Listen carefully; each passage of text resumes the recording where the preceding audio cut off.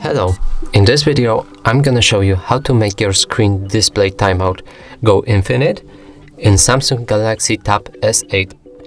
To do this, you'll need to go to your settings and display, scroll down, screen timeout, and as you can see, the maximum timeout is 30 minutes.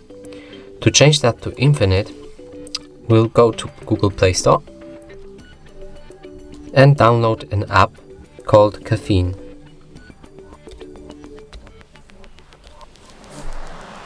It's this one, Caffeine Keep Screen On.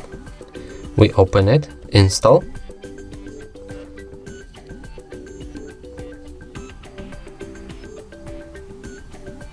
Now press open.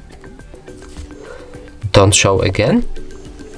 Timeout, and make sure it's infinite for if you want your tablet to make screen timeout infinite.